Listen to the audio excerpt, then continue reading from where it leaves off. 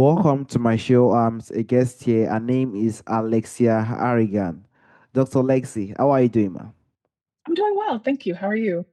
I'm fine. Thank you very much, Dr. Lexi. And also, thanks so much for the time and opportunity, Dr. Lexi. Firstly, you are an author. You are also a speaker and a resilience expert. Can you please, Dr. Lexi, discuss more about yourself and how you are doing currently now, Dr. Lexi? Profession, I'm a physical therapist. I specialize in women's health. I just released my book a few months ago called Sunny with a Chance of Showers, and it's about my grief journey after losing our son. Um, and so I have extensive experience on individuals um, overcome obstacles, navigate life challenges, as well as build better resilience so they can face the challenges in life. Oh, that's very huge. My heart goes to your lovely son, which you guys really lost, which also gave the inspiration for you to go to a point of writing a book, which shows the value of grief and also the impact you want to make to the society to make every other person also understand what grief exactly look like and what one can also recover due to recover from this grief that they found themselves into. And that is why I also like you to dive more on your book Sunny with a Chance of Showers. Can you please discuss more on that book, Dr. Mhm. Lexi? And do you also have more books from the experience you are trying to write in the coming future, Dr. Lexi? Yes. So my book, Sunny with a Chance of Showers, it basically chronicles my grief journey and the lessons that I've learned along the way. It it gives practical tools to help individuals navigate their grief as well as support those that they are around who may be grieving as well. And I really just try to give people hope because oftentimes when you're in the depths of grief, you just can't see any kind of light. And coming up, I do have another book, a companion book to this book that I've released. It's a devotional journal, and it'll kind of walk people through some of the steps and give them thinking prompts and journaling prompts to help them navigate their grief. Yeah, I will definitely be expressing that. But the beauty of sunny with a chance of showers is also very important for someone to definitely check on when it comes to grief. It is a very, very powerful book, to be honest. And I would like to dive to the point of the human centered approach to grief. We definitely know every single person in this life will definitely experience grief. And every single person in this life will definitely pass on to the to the world that we find ourselves today. It's something that can happen anytime in life. So, in your view, what do you think a more compassionate and a more centered approach to grief, what do you think it actually look like? And also, what do you think are also some myths about grief that you've personally found most harmful or probably limiting for people in pain, Dr. Lexi? Yeah. So some of the things that can help have a more compassionate and human centered approach with grief is understanding that everyone grieves differently. And even amongst like in my situation with my husband and I, we both grieved very differently. And so because of that, it created some friction um, initially in our grief journey because we were both grieving. Also lost a child, and her husband both grieved differently as well. And that also created friction. So understanding that some people may do a lot of crying, they may do a lot of, sitting in silence. Other people might throw themselves into work and not want to talk about it. So the person that's crying may look at the person that's not crying and just kind of working and trying to manage things as they might interpret that as you don't care as much as I do because you're not crying like me or you're not falling apart like me. But that may not be how they grieve. And so understanding that everybody grieves differently is really, really important. Um, some of the things that can be harmful, some practice that can be harmful as you're grieving is to stay silent. When you don't communicate, when you're not being open and honest about how you're feeling, it can be very damaging because grief is very isolating. And oftentimes we can get sucked into that darkness of I'm alone, nobody understands, nobody cares. And that can lead us down a very dangerous path. We were never meant to grieve alone. We were never meant to walk that path without community, without communication and comfort. And even if someone is hasn't experienced exactly what you've experienced or what you're experiencing, just being open about I'm not doing well today and allowing that person to just sit with you, even if they don't understand, just to be present, huge comfort. And so just trinity, those things can be very harmful. Definitely, I honestly agree and also relate to what you said currently, Dr. Alexia, because when it comes to grief, it is definitely not easy. And definitely every single person have to understand that grief are being, experienced differently. So some people might cry, as you said earlier. Some people might just go to work or do something to just keep themselves busy. Some people can feel pain. Some people might really change, and it's just different, just depend on how a person usually experience grief.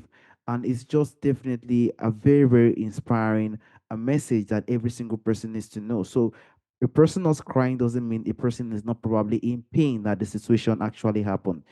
Probably as you said earlier, as you've lost your son, the way you grieved during the time you lose your son that time was really different from the way your husband actually reacted towards the situation. And that does not mean probably he or you do not really care that the child actually passed away. It is very painful. It's one of the most painful things to actually have a child that one is taken care of and actually realize that he or she is no more alive anymore. It's not easy.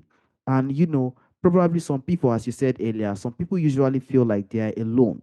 They're in a position whereby they are just themselves, and we are not meant, as you've said earlier, to experience grief alone. It is not easy doing it alone. We have to have companion, we have to have friends, we have to have family who will be there for us. So, what would you try to say to someone who probably feels stuck in this grief for months, even if possible, years after loss?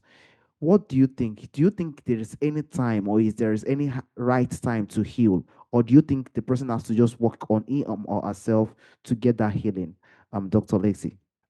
Yeah, so there is no real time frame, for navigating grief. Um, there's a misconception that um, you should get over it at some point. And really with grief, especially with deep loss, there's no getting over it, right? Because the love is always there and that person is not there. So because of that, there will be pain. There will grief will always be with you. However, it's how you respond to it, how you choose to navigate it. There's life through grief. There's life after loss. It's just how you navigate it. And I think that when we understand that there's not really a time frame, um, however, it is how you choose to respond to your grief. And that's really what um, I would encourage those who may feel stuck in their grief and like they can't move forward, because there's not really a getting over, but it's moving forward. You're moving forward with that love. You're moving forward with with those memories. You're moving forward with that love and understanding that is how you choose to respond. Grief will have you thinking that all this is happening to you and that you have no control. But you do, you have choices. And one of the things that my cousin told me not too long after it happened, if you need to cry, if you need to lay in the bed, that's fine. Do that. She said, but give yourself a time limit. Say, this is a bad morning. I'm going to be in the bed till 2 o'clock. And then at 2 o'clock, I'm going to get up and I'm going to take a shower, or I'm going to get up and I'm going to sit on the couch. Right. So until 2 o'clock, I'm going to do all the things. I'm going to cry, I'll wail, I'll journal, I'll sleep, whatever I need to do. But at 2 o'clock, I'm going to get up. And that was so empowering for me because even though I might get up and sit on the couch, and I probably will cry on the couch too, I also understood that I have a choice in how long I allow this grief to impact me right now. It's not going to stop the sadness, but I will choose how I respond. I will not allow the grief to beat me and make me think I can't live, I can't move. No, I have choices. And I think understanding that and embracing the power that I have, because grief doesn't define who I am. It's something that I but it's not who I am. That is so emotional, to be honest with you. Definitely, one has to know how to heal. And as you said earlier, it doesn't have timing. If it is cry that have to make you heal, you have to do it. Anything that one just have to do to just probably give that healing towards the grief, one should just actually do it and know how to use it as a source to definitely improve him or herself and also become a better person. It's definitely not an easy time, but we have to definitely have companion and definitely have this sense of getting to move on and also getting probably with crying or anything just want to do it to just make this grief to be something because definitely it's definitely coming, weeping stuff like that, pain and stuff will come in, but it always does not have the time it definitely needs. And also that's what make me dive to the point of grief when it comes to growth, when it comes to clarity and deeper understanding. Do you also think it's possible for grief to be a very good gateway for growth, for clarity, and so for self understanding? And how do you think one can also go about that, Dr. Lexi? I believe grief is a clarity giver. When you lose someone significant, you have deep loss. It has a grief has a way of stripping away the nonsense. It the things that you might have made a big deal out of aren't that important anymore. It gives you very, very clear definitions of what matters and what doesn't. And so for me, there were things that I realized I didn't necessarily care about anymore. I didn't like anymore to participate in anymore, or things that I didn't realize this at the time, but as I was processing and going through my counseling, I realized, you know, my values include spending time with my family. I value my freedom. I value learning and having wisdom. And so I was able to center my life more around that versus just mindlessly working, because that wasn't, while I love what I do, it wasn't adding the value to my life that I really want. I wanted to spend more time with the people that really mattered to me, right? I spent a lot of time at work, and I would admit I was a workaholic. I worked all the time. And then when I lost my son, I realized that's not the life I want, right? So it brings clarity. And I think when we experienced the pandemic, a lot of people got a chance to just stop and breathe and go, wait a minute, what's really important to me? What do I really want? What kind of life do I really want to have? And people are making different choices based on that.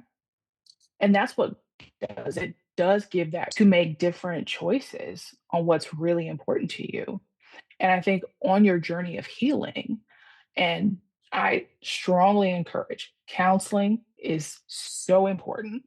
I know family is helpful and things like that, but they are not trained individuals to help you navigate the issues that you have or things like that. But you have someone um, who you can talk to that is literally paid to not judge you, and they literally can't tell anybody. So you might as well just talk to them. Hmm, that is very, very important and also very inspiring on its own way. I also always definitely imagine that I would have even known you a very, several time ago because they are definitely important thing that people who are probably, facing grief or probably are still facing grief after some months or years we definitely have some clarity when it comes to life. Definitely when we have a situation when it comes to grief, we will be in a position whereby there are some things that will definitely would not be valuable, and there will also be certain things that will definitely be important to us. We'll have a sense of, changing, or also sense of getting things to be in its own right order. And that is what is definitely important, include, grief is something that will definitely change us. It could change us. It could make us find some clarity on what is right and what is not right. And from there, we can Mhm. definitely use that to definitely improve ourselves and also become a better person in the society we find ourselves. And also, lastly, Mrs. Dr. Lexi, for someone that might be listening right now, and they're also in the middle of grief, and they feel like they will never feel okay again due to the grief. It was just too heavy on them. What would you like to say to them? And also, what do you think is one idea, practice, or message from your book, which is Sunny with a Chance of Showers, that you hope every readers can carry with them as they heal, Dr. Lexi? Yeah. So for those that are navigating grief and they don't feel like they're going to be able to move forward and things like that, um, one thing that I'd like to encourage them is to understand that you now have a before this and an after that kind of life. And so that loss is like a page turner, a chapter turner. And so you have the control to rewrite the next chapter of your story. It'll never be the same because you're not the same. That loss has changed you. And so you now have the choice on how you want to move forward. The memories, the love that you had with that person, they don't go away. The grief will be there. It won't always be on the surface and as sensitive and as painful. It may you might be have some great days. You might have some great years and months, and then you might walk through the grocery store and fall apart. And that's okay. That's a part of the journey because the love is still there. Your life won't be the same. There's not necessarily going back to the way it was, but life will be different. There's a new normal, and you have the choice on what that new normal looks like and how you want to honor that memory. And oftentimes we'll take one bad incident and they'll take that loss and let it overshadow all the great years you had with that person. I had 22 months with my son and it was amazing. And I refused to let one terrible night rob me of the memories and the great times that I had with him. And I choose to remember those days. I choose to laugh about how silly he was and how much attitude he had when I would try to get him out of the bathtub when he had a really great time, and how many jokes he told, and how my husband and him would play different games and run through the house yelling at the top of their lungs. Like, I love those memories. And I want to remember those because they were really fun and really filled with joy. Do they hurt sometimes? Yes. But most of the time, I just smile and they bring me so much joy.